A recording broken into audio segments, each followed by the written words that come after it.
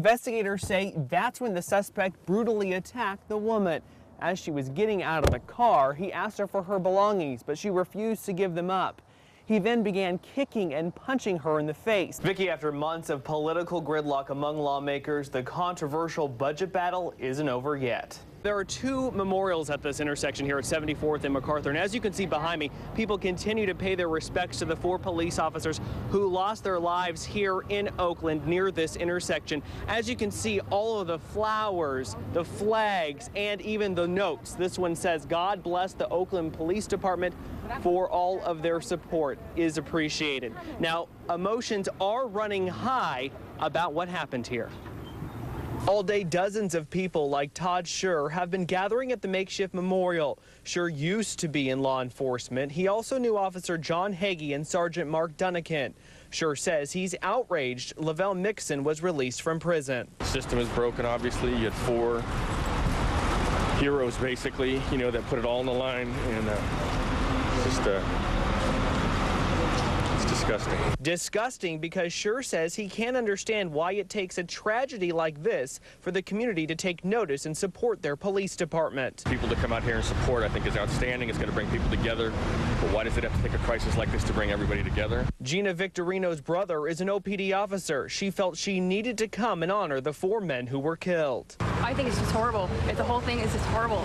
It should have never happened. 9-year-old Evelyn Rodriguez asked her parents to take her to this growing memorial. She says she feels sorry for the police officers' families. I will say that I was sad that they got killed.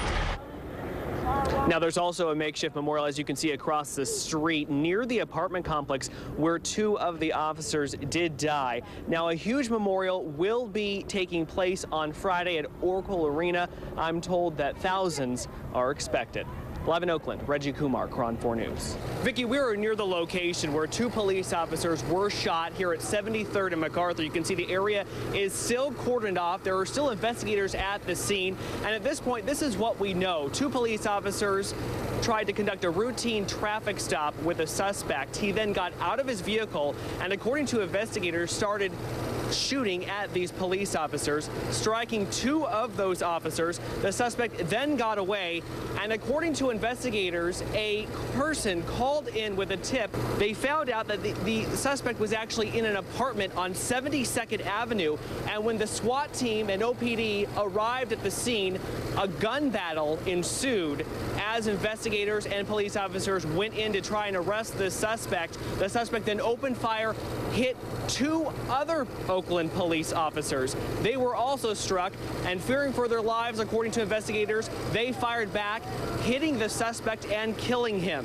Now, investigators say all 4 OPD officers have been taken to Highland Hospital. They are listed in critical condition.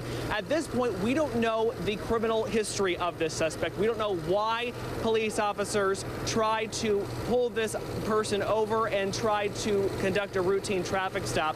Investigators say they're planning to release more information later tonight. Again, they are very concerned and upset about the condition of these police officers. Live in Oakland, Reggie Kumar, KRON 4 News. Fremont investigators want people in the Bay Area to get a good look at the man in these pictures. This is who they believe kicked and punched an elderly woman for money. Fremont investigators say before the victim was attacked, she had just withdrawn $1,000 from this Bank of America in Warm Springs. And when the 75-year-old woman left the Bank of America parking lot, investigators say the suspect followed her. As she pulled up in front of her relative's home about 3 miles away from the bank, investigators say that's when the suspect brutally attacked the woman. As she was getting out of the car, he asked her for her belongings, but she refused to give them up.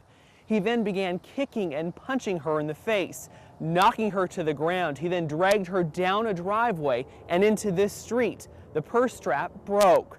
That's when the suspect got the purse with $1,000 in it and got away into a waiting car. Investigators say the suspect then went to Walmart in Union City and tried to use the victim's credit card, but it was declined. KRON 4 did speak with the victim's family. The woman's son says his mother is doing much better and has been released from the hospital. The victim's son is urging anyone with information regarding the suspect's whereabouts to call Fremont police. Reggie Kumar, KRON 4 News. This area along Center Street in front of Clayton's post office has been taped off most of the day as investigators continue looking for clues inside the post office. Authorities are being very tight-lipped about the investigation. However, they did just release the name of the victim. He is 73-year-old Raymond Casso of Clayton. The suspect is 37-year-old Shannon Bradley Moore of Concord. Authorities still aren't saying if Casso and Moore knew each other. According to witnesses, Casso was stabbed to death inside the post office. Moments after the stabbing, Victor Mraz says he was pulling up to the post office and saw Moore run out the door towards Ed's Mudville Grill. 4 or 5 Good Samaritans were running behind him into the restaurant. By the time I parked my car to get to the front to try to help the situation, was already resolved.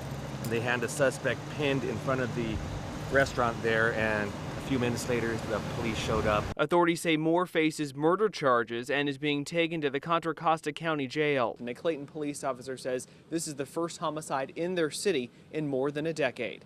In Clayton, Reggie Kumar, KRON 4 News.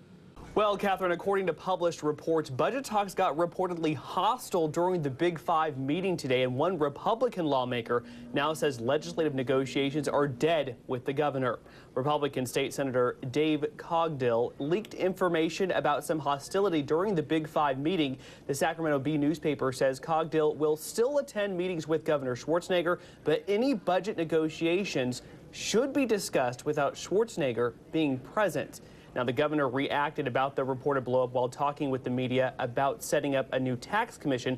He was asked if the meeting was heated. The governor said any talks in my office should remain in my office. He goes on to say, when you deal with a budget deficit of $14.8 billion, don't look for excuses. That's why I urged legislatures to work and save this state. Now, meanwhile, the state's deficit is expected to climb to $41 billion by 2010. Mayor Gavin Newsom just announced 712 positions will be eliminated. 300 to 400 employees will be laid off. Pink slips could go out as early as Friday. Now, the mayor went into the Board of Supervisors to ask for their help during this, what he calls, fiscal crisis. Here's a little bit of what the mayor had to say. To ask you for your support and help and counsel, for your advice, for your hand in helping solve this problem. The city has a current budget deficit of $575 million. With all the cuts the mayor plans to make, he hopes to save the city at least $118 million. In San Francisco, Reggie Kumar, KRON 4 News.